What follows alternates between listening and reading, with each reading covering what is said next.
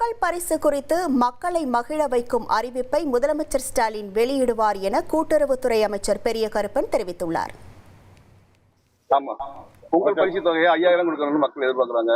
போன தடவை நீங்க எதிர்கட்சி ஆளுங்கட்சி வெளியிட்டு 5000 மாண்புமிகு முதலமைச்சர் அவர்கள் மக்கள் மகிழத்தக்க வகையில் அறிவிப்பை செய்வார். அது எவ்வளவுன்னு தெரிய சொல்ல முடியுமா? அறிவிப்பார். முன்னேற்பாடுகள் சரியா நடந்துச்சு.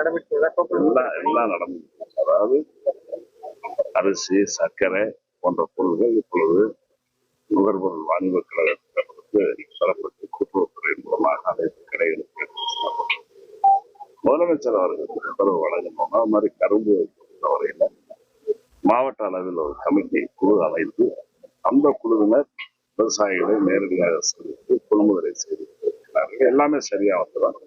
தொகையை பொறுத்தவரையில முதலமைச்சர் அவர்கள் அறிவிப்பார்கள். மற்ற பொருட்கள் அரிசி, சர்க்கரை மற்றும் கரும்பை பொறுத்தவரை அரசாணை வெளியிடப்பட்டிருக்கிறது. தொகை என்ன என்பதை முதலமைச்சர் அவர்கள் அறிவிப்பார்.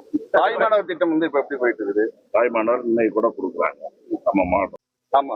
பொங்கல் பரிசு தொகையை 5000 கொடுக்கணும்னு மக்கள் எதிர்பார்க்கிறாங்க. போன தடவை நீங்க எதிர்கட்சி ஆளுங்கட்சி வெளியிட்டு 5000. மாண்புமிகு முதலமைச்சர் அவர்கள் மக்கள் மகிழத்தக்க வகையில் அறிவிப்பை செய்வார். அது எவ்வளவுன்னு தெரிய சொல்ல முடியுமா? அறிவிப்பார். முன்னேற்பாடுகள் சரியா நடந்துச்சு. எல்லாம் நடந்து, அதாவது அரிசி, சர்க்கரை போன்ற பொருள்கள் இப்பொழுது நுகர்பொருள் வாணிபக் கழகத்திற்கு தரப்பட்டு